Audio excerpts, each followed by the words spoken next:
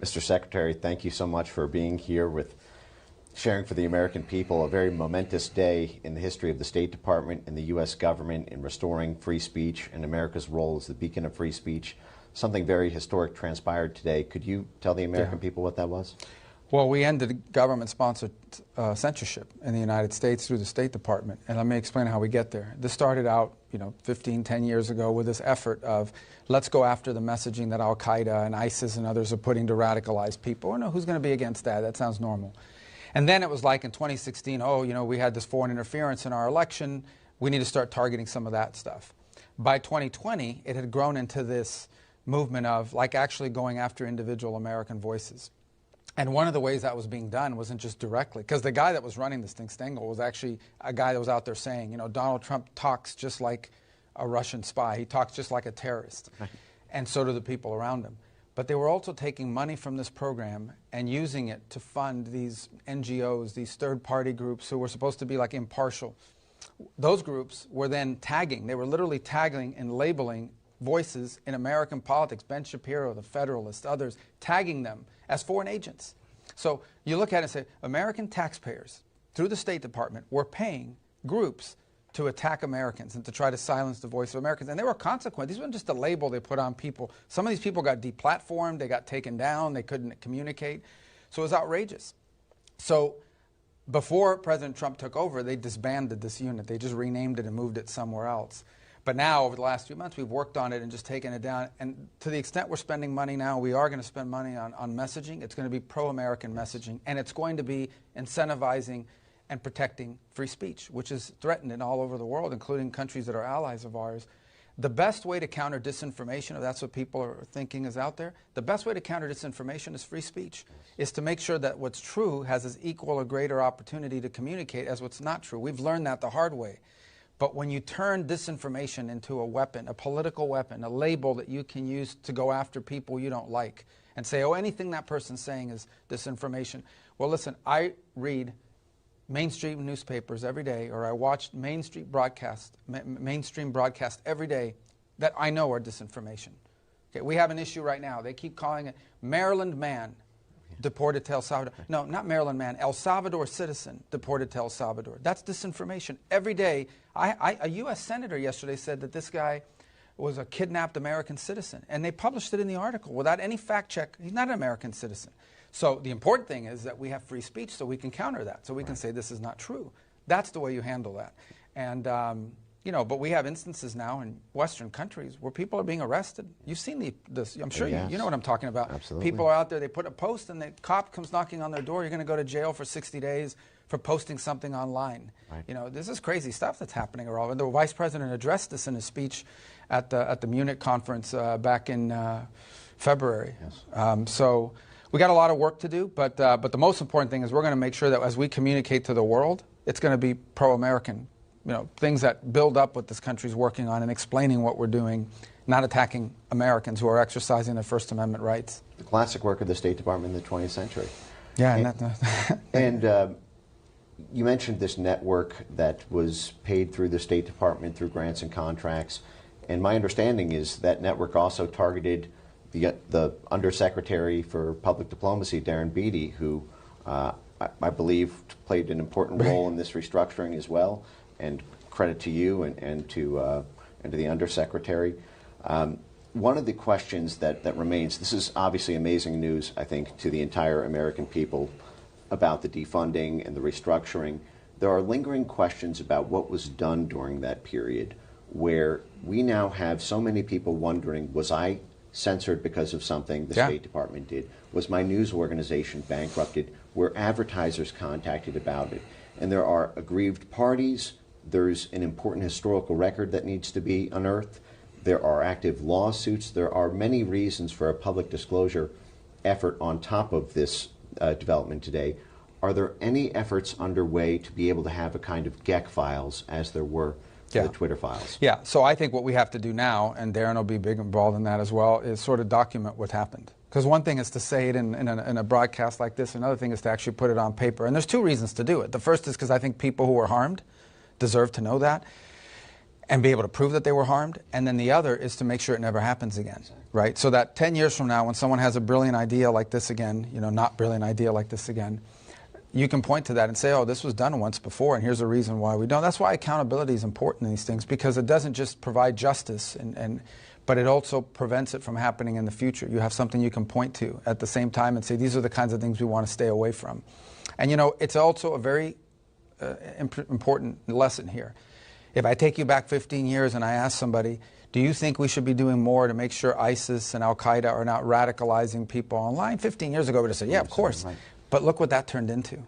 And I'm not saying obviously we don't want ISIS radicalizing everybody, but you have to understand that sometimes some idea that starts out as innocuous or maybe even good intention, whatever, can metastasize, becomes a weapon that can be turned into something else by someone else.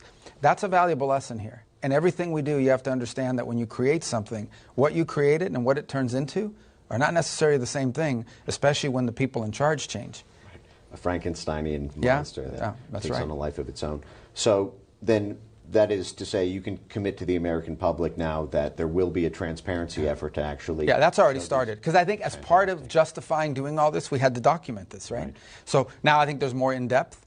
And we'll create a process for people that sort of point. We already know some of the higher profile ones, but there are more than the higher profile ones, right? There are a lot of other, including everyday individual American citizens who suddenly were labeled. And I think this is going to require some cross-jurisdictional work, because some of it's going to require us to go back and prove, okay, somebody got deplatformed in 2021, right? And like in the middle of COVID, 2020, someone got deplatformed. And tracking, we can prove that. People can show, hey, I got deplatformed by the old Facebook or by the old Twitter or whatever. But then linking that to why were they deplatformed? Who told them to deplatform? And if we could somehow, with internal review, create a linkage between some information that came from something the State Department paid for and an actual aggrieved party, that's what's important. Because I think that one thing is to point to the high-profile cases, which we're aware of.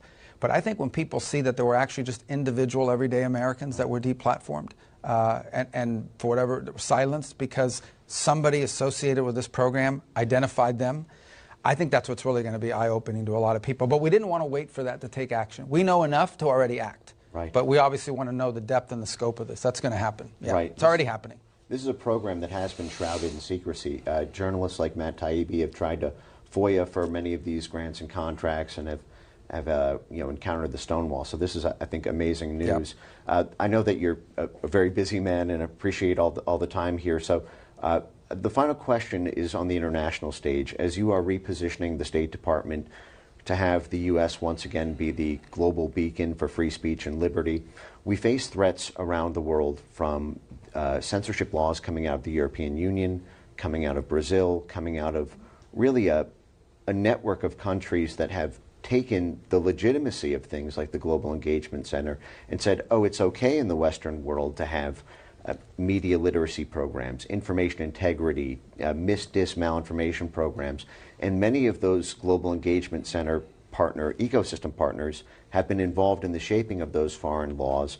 Many have been funded by the State Department and USAID, being signatories on the EU Code of Disinformation, implementing the EU Digital Services Act, which was threatened to be turned against Americans when Elon Musk famously had that X-Space with Donald Trump during the election season. So my question to you is there any insights that you can provide to the American people about how the State Department is going to go about once again restoring free speech in a world where we are facing foreign threats from the European Union and Brazil and other places to Americans' ability to talk to them? So the first thing, obviously, is our number one priority is Americans. So we don't want to see an American who happens to be living in London or happens to be living in Europe post something online about American politics or any politics, and all of a sudden they're facing ramifications over there, or they're denied entry, and something happens, we're denying them into our country, or we're going to arrest them because they posted something while living overseas. So our number one interest is the impact it has on Americans.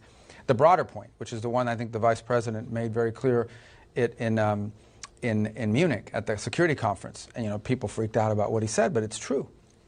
What is it that links us with Western Europe? What is it that links us with these?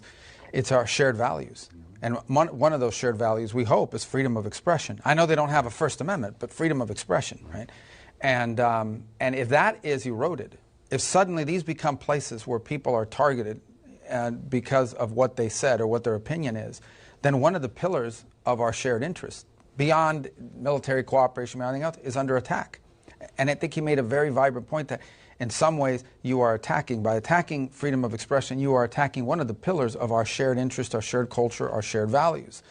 And so I think we raised that. We've raised that. I mean, I can tell you we were at an Oval Office meeting with the Prime Minister of the United Kingdom, and this issue came up. So this has been raised. It becomes part of our diplomatic situation that we raise when we interact with foreign interlocutors. I think what's troubling is we understand, like, that's always going to be an issue when you, certain countries around the world, but when you're dealing with Western European allies, and that's who you're talking to about this stuff, it really tells you how far it's gone and how big a problem it is. So that's a new thing for us to have to raise in those capitals, but we do it, and we do it everywhere.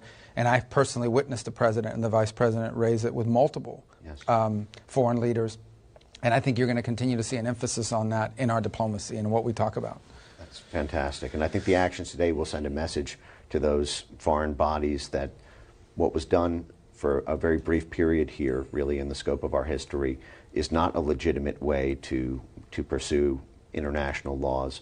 And just on the EU Digital Services Act, I'd feel remiss if I didn't mention that the EU commissioning body there threatened Elon Musk, a non-EU citizen, talking to Donald Trump, a non-EU citizen during the campaign in October, and threatened them specifically not to talk about the unrest, the street protests in the UK at the time. The UK is no longer a member of the EU, so the EU was threatening, and today we're hearing they're threatening $1 billion in fines against X for non-compliance with disinformation. And we've seen the head of their commission target non-EU citizens talking to non-EU citizens about non-EU territories. And so this is just one of these things, as this code becomes mandatory in July, to know that the State Department is focused on protecting free speech both within and without is I think, an important thing. Well, just beyond Elon, if a country or a group of countries, in the case of the EU, although it considers itself sort of a country because these countries have, given over a significant amount of sovereignty in order to become a member of the EU, when you have foreign entities taking actions that go after Americans for speech, that becomes a foreign policy irritant for the United States, and more than an irritant. It becomes an impediment in some cases to cooperate when they're going not just after a high-profile person like Elon, but anybody for that matter. I mean, I think if you extend this out, you could see it, threatening commentators, threatening people that are opining about world events, potentially threatening office holders in the United States. Right. I mean, so what if a American political figure, on the left or right, criticized something that was happening in Europe? Imagine right now if all these people freaking out over Bukele in El Salvador were suddenly being threatened by some Western Hemisphere version of the EU. Oh, we're going to come after you because you're attacking the president of El Salvador. The left would be freaking out. Right. So I think that this is a very legitimate issue for us to raise as a bilateral, or in this case with the EU, irritant in our foreign policy. It has to become part of one of the things that we raise when we interact with them about the impact this is having on American citizens. At the end of the day, the number one priority of the State Department is to serve the national interest of the United States and the interest of the American people. We work for the American people. Right. It's the United States Department of State. Yes. So that we need to return that principle in everything we do, including this. Right, and this is such a fair and frankly merciful way of doing this as well. Sounds like you don't want the power to go after the other side for misinformation and things like this. Oh, we would be here all day. Yeah, right. I mean, I could build a whole building to go after that. Right, exactly. But the best way to do it is just to say they're lying, here's the truth. Right. That's why we have things like this today. Right. And that's why we're able to interact with you and others. That's the best way to do it. And it's annoying, don't get me wrong. I mean, they say things that aren't true. Every day stuff is leaked in the press that's reported on as fact, and it's not fact. Right. Or stuff is reported in commentary, look, commentators say what they want. Mainstream newspapers and mainstream media outlets report things as fact that are completely not true. So our approach to that is not shut them down, not fine them. Right. Our approach to that is to say they're lying. Here's the truth. Right. It's harder, it's annoying, but that's the best way to do it. If you don't do it that way, then you recognize that someday in the future, if you create this power to shut that down, someone in my position will do it to us. Right. And I just think that begins to devolve very rapidly, as we've seen with this experiment that they did. You're putting the censorship gun down, and the American people are incredibly grateful for it. So thank you so much. It was for the right making thing the to time do. today. Thank you. And thanks for your attention to this topic. I know you've been on this a long time. Thank you, Mr. Secretary.